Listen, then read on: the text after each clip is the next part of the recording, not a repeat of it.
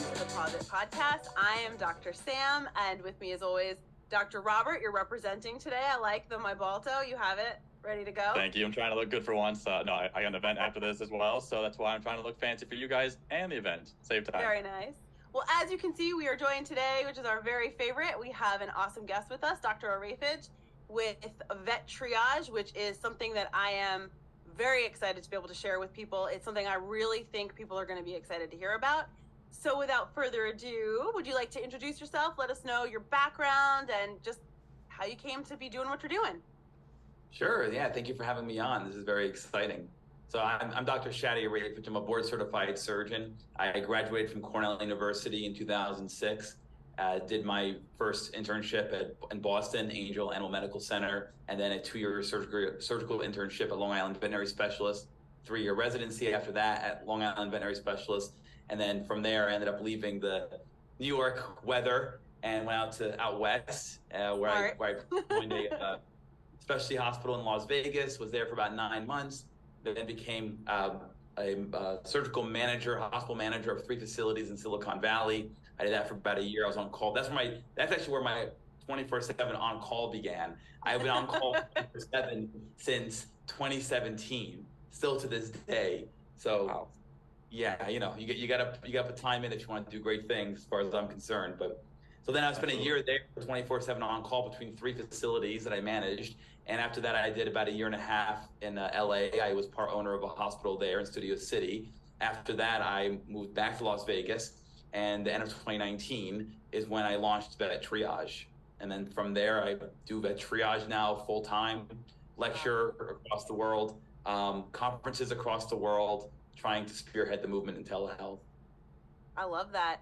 There is such a huge need for that too. And I think what really drove that home is probably the last few years with COVID, people really not knowing if they were at a place where they had to leave their house to take their pet to be seen.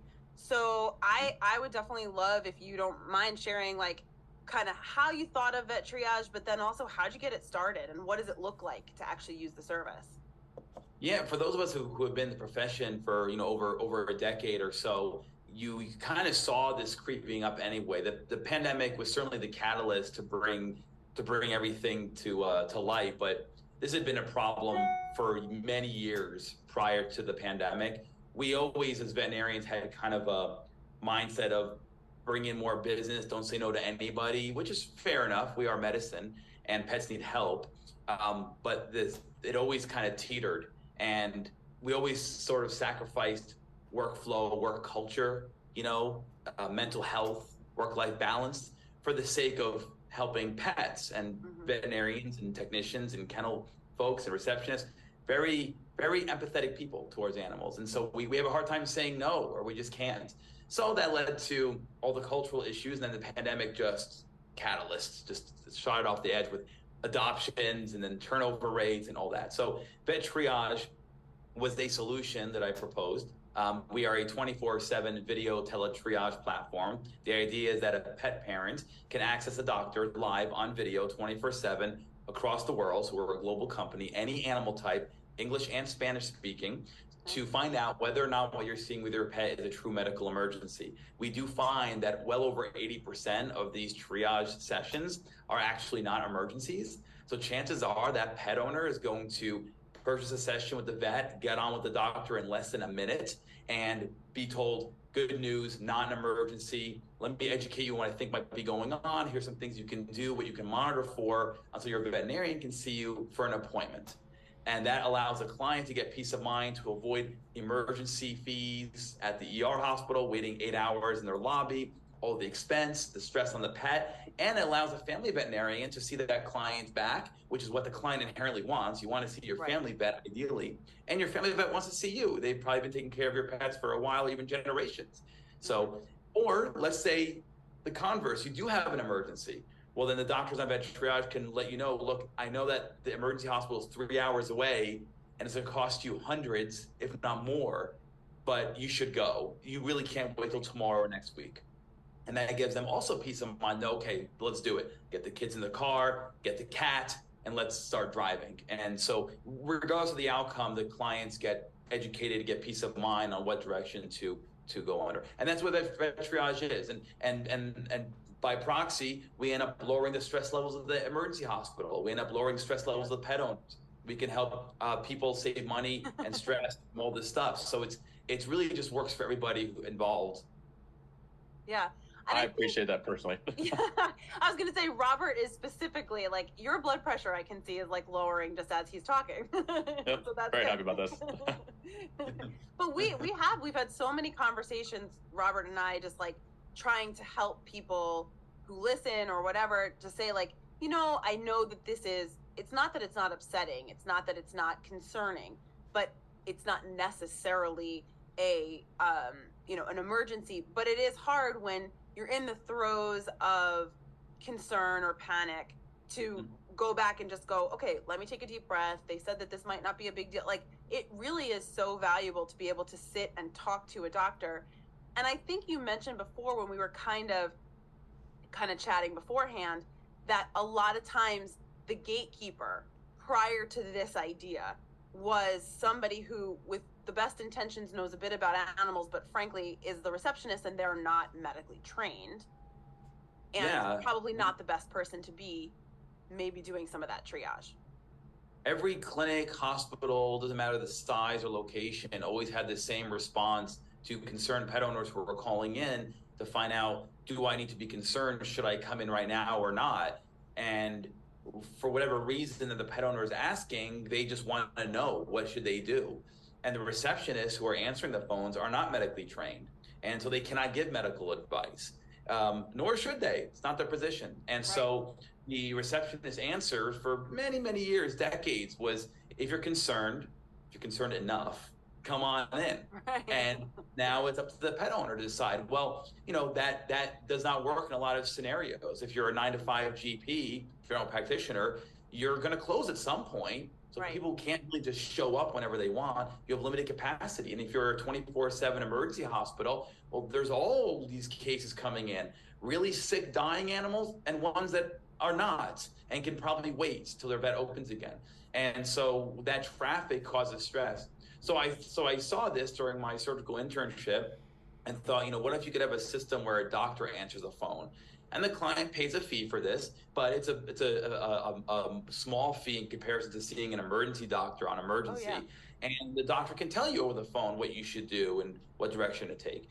And of course, back then, this is 2007, 2008, video was not a big thing. I think maybe there was Skype and nobody really used it, other than long distance relationships or something. Yeah. So it was a phone idea. And then of course, over time, as video became more prevalent, now everybody's got video on their phones and computers and stuff. So it's a video platform, and that's sort of where it evolved from. So is it how does it work? Is it like you download the app and then you have it, or how do people access what you're? So we decided early on that we don't want an app, at least not right now. And the reason for that is pet owners are going to be contacting us stressed out. I mean, there are times they're in tears. They're freaking out. Yeah. Whether it's warranted or not doesn't matter. They are freaking out. And the last thing I want a pet owner who's concerned to do is have to go to an app store or whatever, find the app, then download it, then create the account, then pay. There's too many steps for a concerned pet owner, right? And people are usually not going to seek out VetTriage ahead of time. They're going to use us right now. There's an emergency right now. So the app-based platform just didn't work for what I wanted to achieve. So we made it a web-based browser, agnostic to any device, and they simply go to vettriage.com and they're on. That's it. And even the account creation is easy. Name, phone number, email, English, Spanish, done. Pay and you're on. And so on our end, my veterinarians don't even know, are you calling about a hamster, a horse, a dog? That information's irrelevant. I want the client to get on as quickly as possible because they're concerned, they're freaking out, and we don't know how big of an emergency it is. So I want the client to be on with my doctor right away. So it's 1 or 2 minute wait time on average, and they're on with the doctor immediately. So I avoided an app on purpose for that reason. We may down the line have an app, it's kind of the trendy thing to do. It's cute, but for our purposes, medically speaking, it takes a lot to develop, and there's no point in having it if it doesn't work the way you want it to work. And I think your point is very much taken. It's like, at that moment, maybe if you're somebody who has used your service and is like, man, I would like to now have the app, because I realize and I'll do it at a time where I'm not stressed, but now I just have the access. But I don't know that, I think that is a really wise move you made, and I don't know that it should ever, that part of it should ever go away. It should be like, yes, and. You know what I mean? Yeah, the idea behind it, and exactly your point. So what people do now, which is kind of what you're alluding to, where it's like, oh, let me plan ahead and download this now. Some clients, when their family practitioner announces they're partnering with us, they'll go ahead and preemptively just create an account just to have it. And then it just, it saves you maybe like 10 seconds or 20 seconds, but they feel better doing that. It's all situated. All they have to do is go on there, pay, and then they're on even faster. So clients do that as well. But the system is so quick, you don't even need to do that if you didn't want to. An app absolutely would take some forethought. Right. I think that, and I don't want to speak for you, Robert, but in what we've learned, just from our journey with MyBalto and then MyBalto Foundation and everything, is that there's a lot of things as veterinarians we understand are needed, right? Like access to medical records would be amazing. We had that at the touch of a button. But I don't know how much people really appreciate or understand the need for that when everything's great. That's not when you need it. And that's something I think we've learned, don't you think, Robert? Yeah, I would agree. I think especially because, we want to get records is one of the big things in the beginning, but people don't realize they need records until they need them. And I think that's very similar to probably your situation with VetTriage. Like, it's a nice feature to have when everything's great, but then when you really need it, it's awesome because you're like, I need this right now. So that convenience that you have is such a nice thing. And I think it's great that you not only work with individual clients, but you also are a service to hospitals as well, because even we have a phone room that's across the country because of the corporation that I'm with. And we still get people coming in that for things that, for the very answer you said, if you're concerned, come on in, because it's unfortunate to see why you're trying to cover your ass. So that way, if something bad does happen, you're assessing it. But having the video triage is such a smart idea because you can see the pet. And that's always been my biggest concern with future of telehealth as well. Like, how can we do a good job over the phone? So I think you're addressing a lot of those concerns, which is great.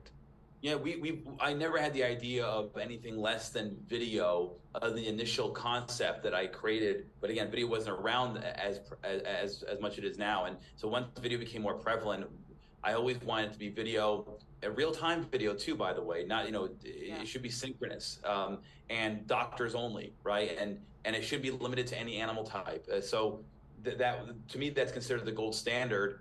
And there are other platforms that are less so, right? And so there's an avenue for that as well. But you can certainly, and us as veterinarians, we can give examples of how hearing somebody over the phone can sound one way, seeing the pet on video totally opposite way. And usually the video helps make the case that it's not an emergency. The phone thing always sounds like an emergency. So every time. It's huge. And I can't tell you like the number of people, and I'm GP and Robert is emergency, right? And so I can't tell you, most of the time people are coming and asking me questions. Well, this person called and this is what they said. So most of the time when I'm trying to figure out if something's really an emergency, I'm getting it secondhand through one of the receptionists or the technicians, number one. But I can't tell you how many times they can't breathe, they're choking, they are literally like they're dying, like they're actively, the owner is panicked, and then you're like, okay, well, if there's even a question that they can't breathe, they obviously have to come in. And I have yet, I think, to have one that actually was not breathing properly. No, that's not true. We've had every once in a while, some an animal with like heart failure or something like that. Or the reverse happens. How many people interpret their cat with a urinary obstruction as just being constipated, right? Constipation is an emergency, absolutely. But a urinary obstruction is. And so that's actually the reverse scenario where the receptionist will take the information from the client. Oh, my cat's constipated. Hey, doc, it's 4:30. Do you want to see constipated cat? No, it's not an emergency. Booking for tomorrow. Right. And it's actually urinary obstruction, right? Not the receptionist's fault, not the client's fault. Neither one of them are medically trained to probe further. And so that's the opposite end of the spectrum with it. So yeah, phone is I'm not a fan of it. However, for folks who are listening that maybe don't have internet or don't have video, because we work in a lot of rural areas, we actually do offer a phone service as well for clients. It's better than nothing to talk to a vet. Sure, and usually absolutely. we can figure out a way to like email or text images or videos too. So at least get something, right, to hold on to. But we do have clients who call that don't have video or internet. Yeah. And I think that's a really good point, though, because really those ones that don't end up being emergencies, they're not the big deal. The big deal is when you actually miss something that is, like you said, life-threatening. And now we just went from something that we could have unblocked and moved on a lot sooner versus now we are having secondary, they're azotemic, they have all these other issues, you know what I mean? And now we're worried about it. So, well, we'd worry about it anyway, but yeah. Now we're more worried about it. So I think it's... Now this is a longer issue and a much more concerning one, so. Sure.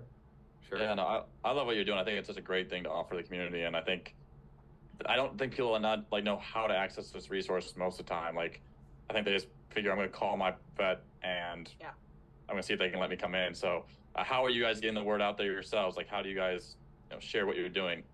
So most of our traffic actually comes from clinic partnerships. So if you're a clinic, it doesn't matter if you're a mom and pop practice or a fairly large general practice, whether you're a 24/7 ER or just an urgent care, multi-specialty, if you're a rescue or a shelter, if you're an academic institution, regardless. So those facilities through partnerships, when they choose to send clients our way, they'll simply say, go to our website, click on VetTriage, and they'll take care of you from there. We're at capacity, or we're closed for the holiday, or we have inclement weather, whatever it may be.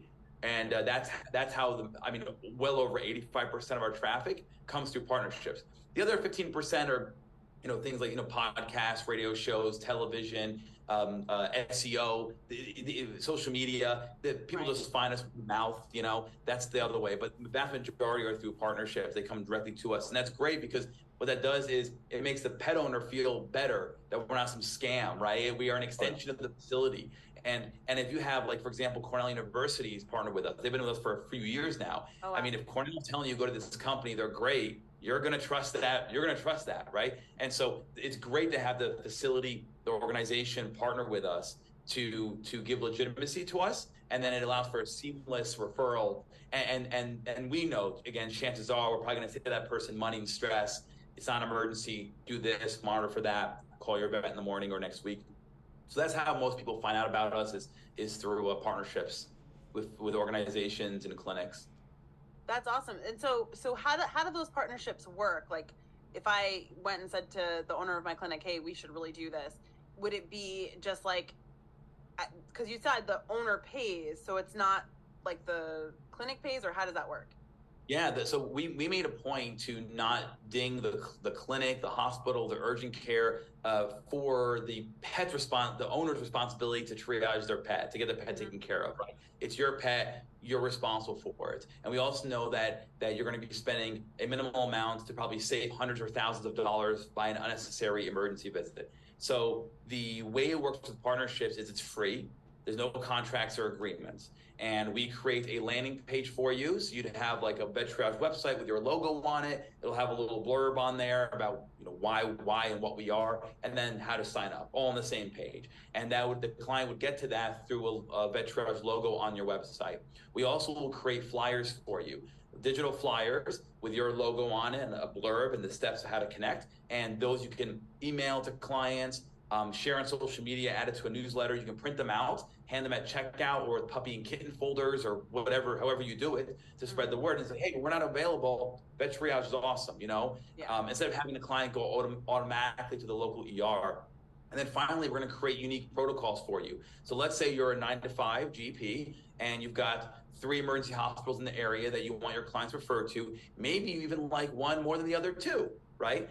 You can tell us, and I know, because it always happens. You've been around a minute. It always done this before.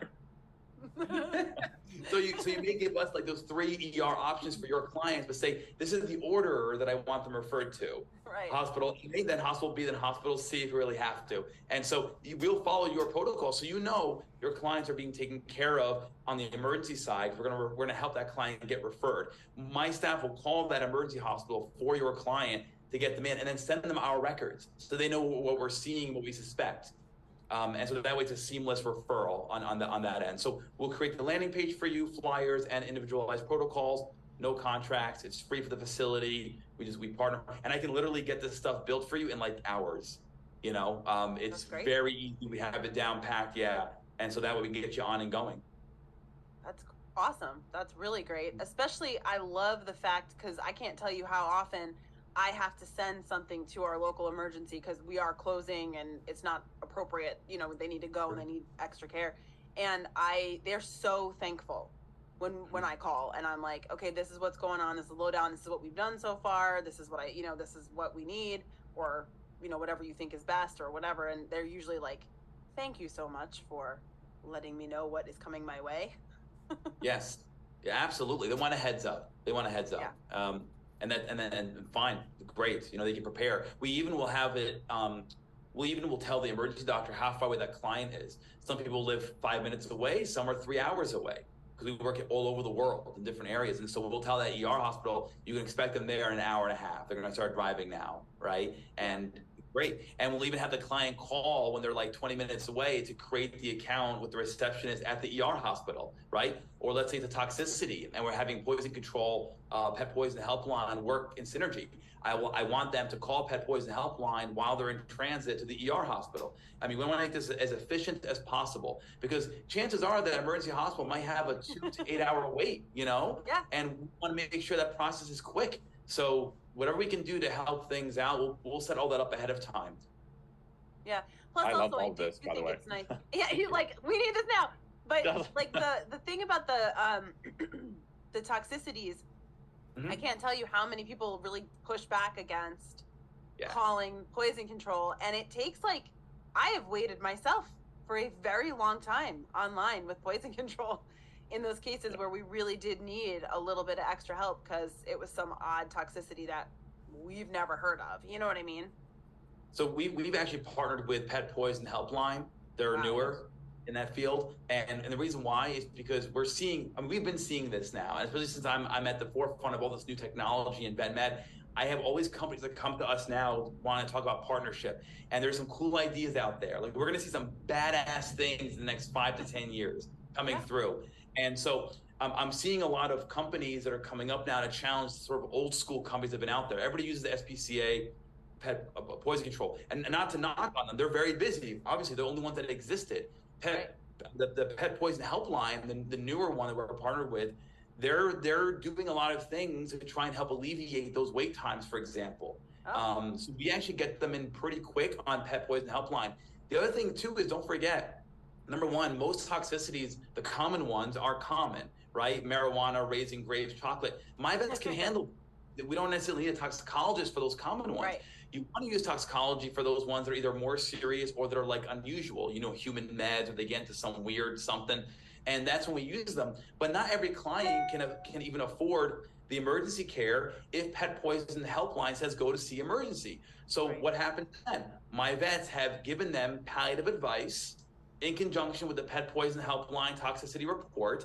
So we at least give that client some remedies, some home care, because they can't afford ER, or they just can't geographically get there. So it's very important that these things are spelled out for the clients that use us, that we're going to handle most toxicities ourselves because they're common ones. The ones that are not, we're going to get Pet Poison Helpline to help. And if you can't afford what they're recommending, we've already given you palliative advice anyway to help take care of that pet. So that's awesome. At the same time, if they do go to the ER, then we have a case number, the usual stuff, right? Case number, the doctor at the ER can call Pet Poison Helpline, get the report, talk about it more, whatever, however it turns out. No, that's really nice and seamless, because I can't tell you how many times I'm waiting overnight for trying to get a hold of ASPCA or poison control or whatever I'm trying to call, and it takes literally an hour. I have to walk in on the phone with other clients at the same time, so I'm waiting. I'm like, I can't lose this phone call, but I'm gonna have my next appointment, because I'm like, sorry for the ringtone. It's really annoying, but here we are. Yeah. So it's super nice that you guys understand the process and you're trying to make it faster. And I think that speeds everything in ER, and everything, but really in ER. Really appreciate that. Well, and I automatically assumed that you were talking about the one and only Pet Poison Helpline that I know of. So I'm glad there's another one. I don't want to knock on them. They've been doing a great job forever. But at some point, like everything else, you reach a capacity where now there's more cost, longer wait times, frustration, right? And let's say you're trying to figure out, am I inducing vomiting or not? Am I starting charcoal now or not? And you're on hold for 20 minutes. Those 20 minutes could be very valuable in the digestion of that toxin, right? So you want to So it's not we're not hitting on them. It's more just No. we need another one to help out with the caseload. So I agree. I think yes and is the answer in veterinary medicine for so many things. I didn't think at all you were knocking them. But I myself have waited an hour and a half on the phone with like a multiple toxicity sort of situation where that was the exact point, because I was like, I am dealing with a lot of contradictions right now as far as like all the meds this dog got, because literally the owner was actually mixing all the meds and throwing it away, and the dog got into a bag of everything. all the things. And I was like, I would know what to do with one of these, not all of them, you know? Yep. So, and an hour and a half later. And that is not to knock them. Like you said, they're just as busy as the rest of us. And I would hope somebody gives us a little bit of grace when we can't get to everything in time. But to have another choice is amazing and very exciting. Yeah, exactly right. So but most toxicities are the common ones that my doctors can handle, and you're only going to incur the one fee for VetTriage and not pay another fee for pet poison helpline. But if you do need it, we're thankful that they're there, and so it works really well. That's a really smart partnership. I like that a lot. Thank you. Thought about really have thought of all the things, it sounds like. Oh yeah, I was talking to a doctor in Australia the other night, and he was asking, what if this, and I had answers to all of it, because we've done it now for so long. We have hundreds of partners across the world that I'm not sure there's a problem out that we haven't solved yet.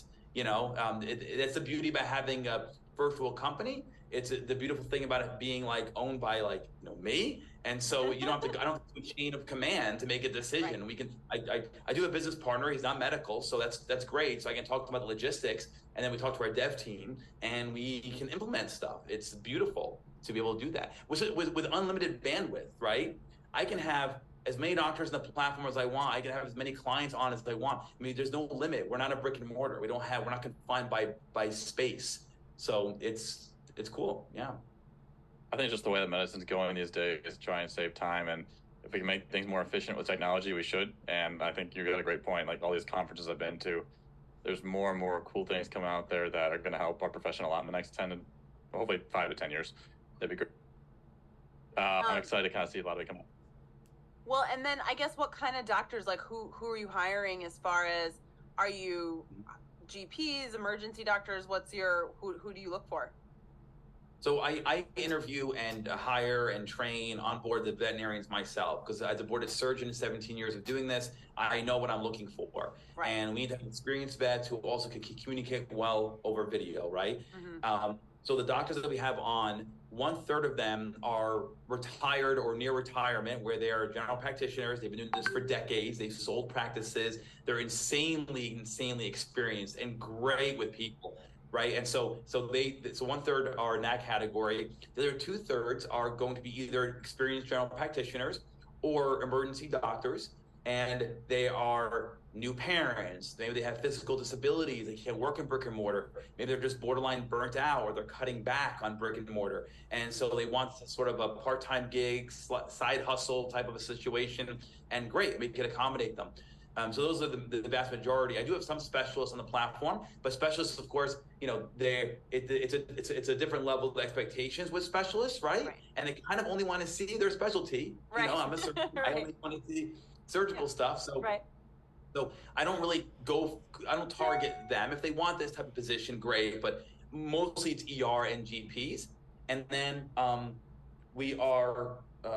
I would like to in the future, and I'm not going to announce anything just yet, but we're going to have specific branches of VetTriage where you can have, if you have a certain animal type, let's say, you may be able to actually access a veterinarian who knows that animal type specifically. So we're working on sort of nuances. The Spanish-speaking platform was the big release last November, where I had either Spanish-speaking only or bilingual veterinarians on to help folks in the Hispanic community get access to care, and that was huge. So that's so took a lot huge. of work to get that done.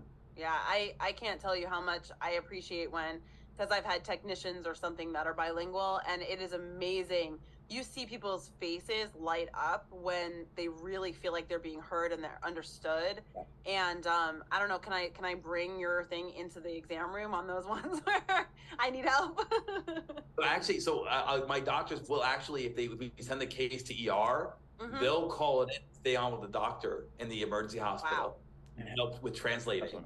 So yeah, That's so helpful because man, so I've done the thing with Google Translate and stuff like that, and I feel like I honestly feel bad that I'm like doing a disservice because I'm like there's so much more I want to say, but I it's all getting lost in this. So usually so if that family has anybody who speaks English, it's going to be the kids. And now you're talking to a 9 or 10-year-old, which again, nothing wrong with that, but you're hoping they're going to translate the words to the parents and make big decisions that way. And that's usually best case scenario if you don't speak Spanish yourself. Right. But yeah, so our doctors are fully experienced, all that good stuff, everything you want in a doctor, compassionate, sympathetic.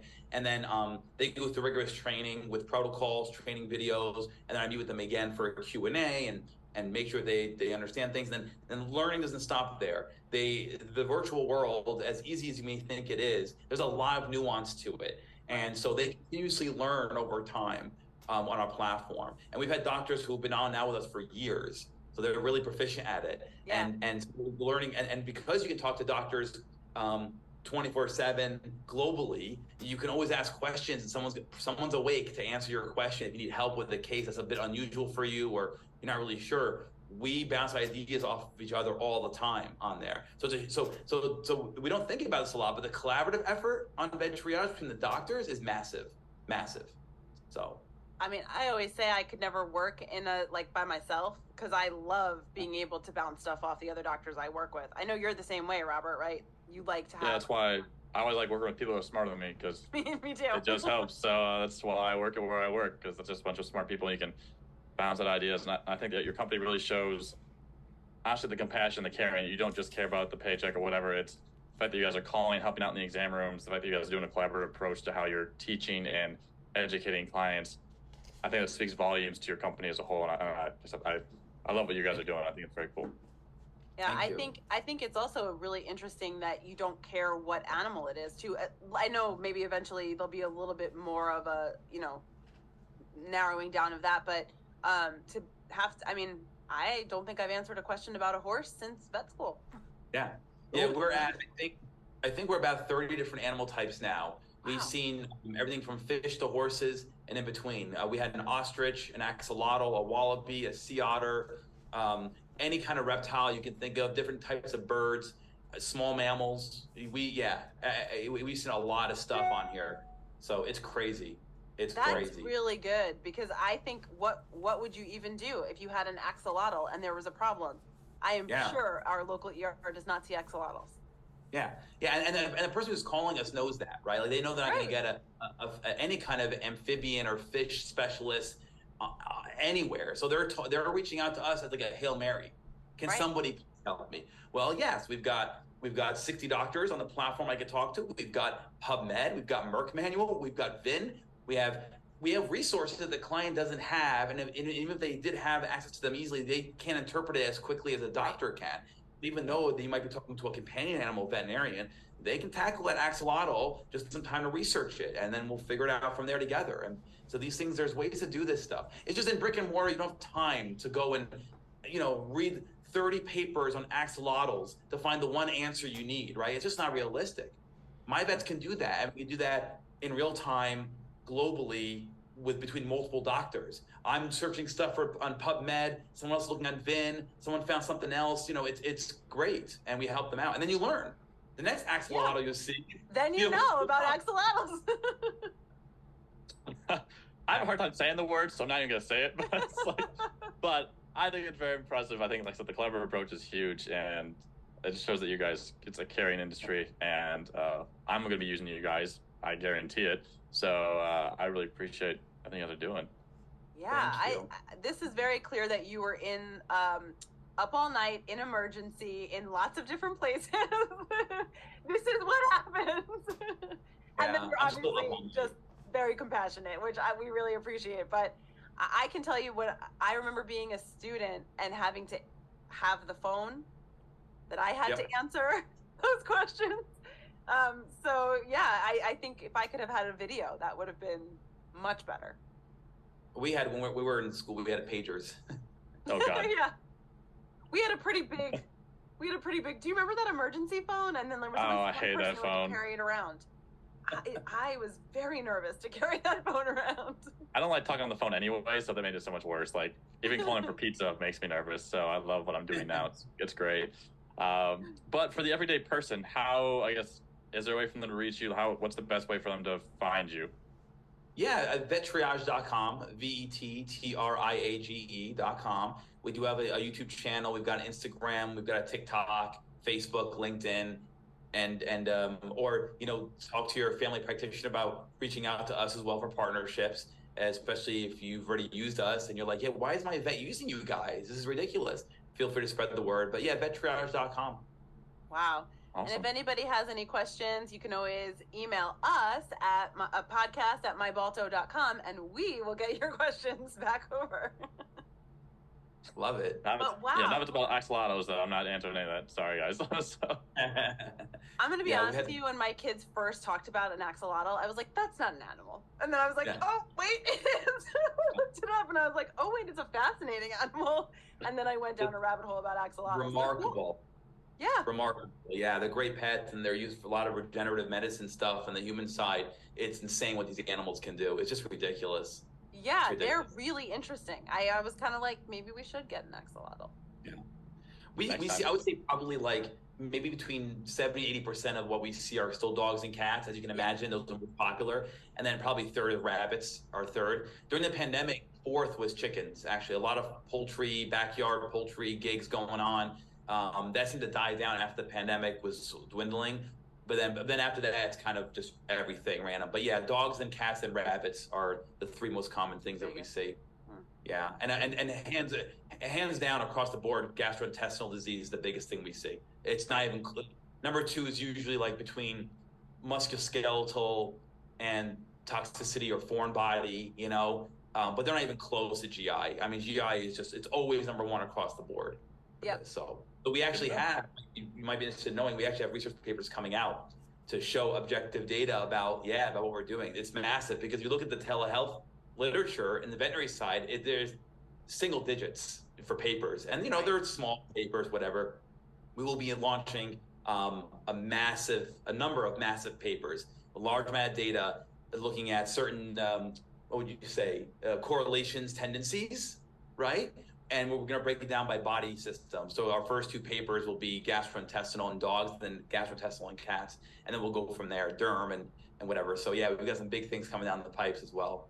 Because you need to have objective data, right? You need literature. Right. And I can talk to you guys all day and convince anybody that this is great and whatever. Are we making a difference? Like, can we actually impact the field in a more objective way? So research papers, you need to have it. So we've got some cool stuff coming down. Well, especially if you have access to that many patients. I think one of the big things, and we've talked about this, Robert and I, like the things missing in veterinary medicine is just large swaths of patient populations, right? Because what we have are individual hospitals that see what they see anecdotally, but how do you put it all together and really make a impactful paper? Veterinary medicine, our populations are tiny, really. 20 patients. It's insane. It's not nearly enough. Yeah. Oh yeah. One of my residency papers was on total hip replacements. It was 100 dogs, and 100 is a big deal in our field. I was gonna say that's a lot, actually. It's a lot. Yeah. I'm not looking at only 100. We'll release more data later, but it's way more than 100. That's awesome. Yeah, we'll have to have you back on then. Honestly, when those papers come out, let us know, and also we'll have you back on. You can share some of the big details, and I know I would love to hear it. I'm sure everybody else would too. I think this is a good beginning of a conversation. I definitely think this is amazing what you're doing. I absolutely love it. I really can't thank you. We can't thank you enough for coming and talking to us. This has really, really been interesting. And I think people are really going to benefit from the information of what you guys are offering.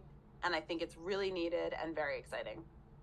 Thank you. I appreciate being on this show with you guys. And anytime I'll be happy to come back and we can do some more.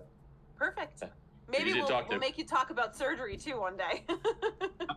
I'm down. I did an Australian podcast about thoracotomies. maybe like a couple months ago. So, whatever it is you guys want. Yeah. And then DVM 360, I help them a lot. I'm on their advisory board, and I've done a couple of podcasts with them, and I talk for them as well, but it's all like surgical stuff. That's what people want to hear. Pyometras, GDVs, hemoabdomens. So yeah, whatever you guys want. I'm down. We'll get a long list for you. Don't worry. Yeah, we'll get you back. Don't worry about it. It's our favorite thing to have people visit, and you just that felt like no time, and been great to have you. So thank you so much. We really, really appreciate it. This has been the Posit Podcast. Thank you again so much for coming. Everyone check out VetTriage, and I'm sure we'll have a link when everything airs. So thanks so much.